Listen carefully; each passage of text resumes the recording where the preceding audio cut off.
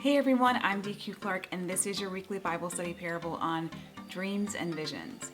Each week I present a parable to you. We talk about the meaning, the interpretation, and how it can apply to your life. Let's get started. So, the parable.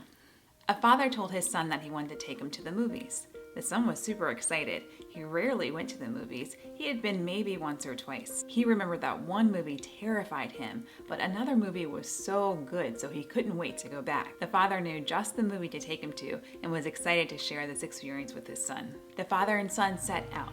They arrived at the movie theaters, got their tickets, and found their seats. The son was instantly glued to the story. It was about this boy, whom the son thought looked a lot like him, and this younger little girl. In the movie, the boy was nice to the little girl, even though others made fun of her glasses. But later, the little girl helped the boy out of a difficult situation. The boy loved the movie. He loved it so much, his father took him to another one. In this one, the same little boy was now a man, and he worked as a teacher. He loved being a teacher, but the man got a lot of trouble from his family for choosing a career that didn't make a lot of money. But in the movie, it was like the man was meant to be a teacher. He was created for it. He was so good at it. The boy loved that movie too, and he begged his dad to take him to another one. And his dad agreed, but this time he took him to a matinee show.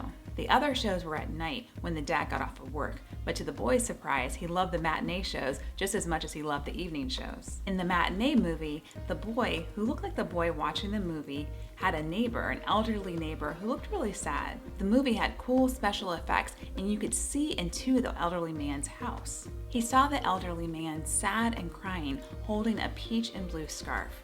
The elderly man would use the scarf to wipe his tears and then cry into the scarf. The elderly man ate by himself and would sometimes look over at the empty seat next to him very sad. He watched TV by himself and he walked his dog by himself.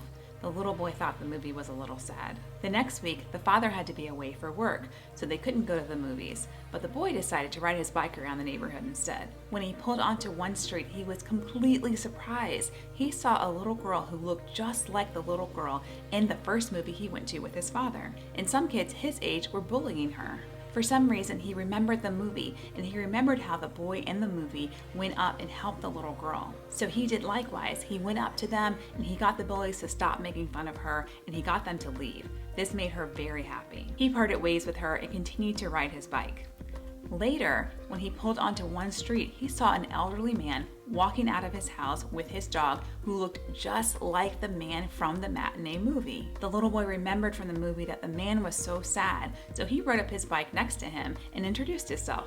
The elderly man seemed pleased that the little boy came up to him and introduced himself, and the elderly man knew the boy's father as well. The boy asked the man if he could ride along with him as he walked his dog, and the man agreed. So the boy told him all about his day and his school and how great his dad was. The elderly man seemed happy that the little boy joined him and his dog for his walk, so the little boy asked him if he could come back next week as well. The elderly man, of course, agreed. When his dad got back from his trip, the little boy told him all about his day. He told him about helping the little girl and walking with the elderly man and his dog. The boy realized that the second movie hadn't come true like the other two movies, so he kept that in his heart for a later time. So, the interpretation. So in this parable, the father is God, of course, and the little boy is us, people. The evening movies are dreams, and the matinee movies are visions. Let's break it down. The boy saw 3 movies, 2 evening shows and 1 matinee. And it was the father who took him to each one, meaning these dreams and these visions are coming from the Lord. Each dream and vision showed the main character as the boy who watched them, and each had a special meaning. In the first evening show, the boy saw a little girl who needed help, and he learned in the dream that he should help her. Now, of course, any child should help another child when he or she is able. But the important thing about this dream was that the dream was showing the little boy that helping this little girl would also eventually help him. The dream was there to help him, to warn him, so to speak. He could have just ignored the bullies, but because God had spoken to him in that dream and it happened, he had the opportunity to heed that warning, to do what the dream showed him to do.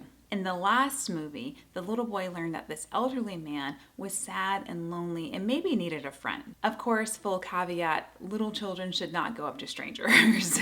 I'm just making a point with this one. The movie, or rather vision, is God's way of showing him how he can help someone else. The vision was God's way of showing the little boy how he can be a blessing to someone else. When he saw that the vision was starting to happen, he realized it was an opportunity to be a blessing to someone else that he needed to follow through on. And if you'll notice, the little boy did not experience the second dream coming true like he did the first and the third one yet. He saw himself as a man wanting to follow a career path that others didn't agree with him on. God used that dream to show him that it was his will, that it was what he was created for. So this was a dream that he keeps for a later time. So there are 3 key points I want you to take away from this parable.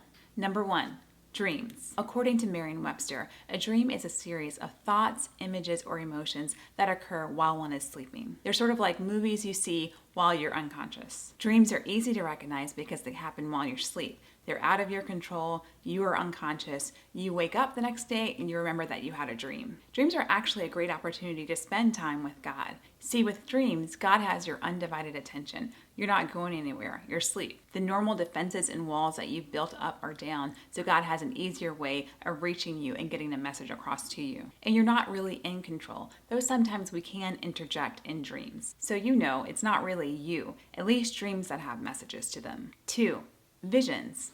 A vision is a movie that you see while you're conscious. You are wide awake. Visions are a little bit more complicated. It might be a little harder to discern between a godly vision and a thought or an imagination that you come up with. It's been my experience that a vision will be a clear interruption to what you were already thinking. It's like a picture comes before you and just sort of stops everything else you were thinking about. I mean, it's a clear interruption of what you were thinking about where you see a mental picture of something. For instance, one time I was outside with my dog.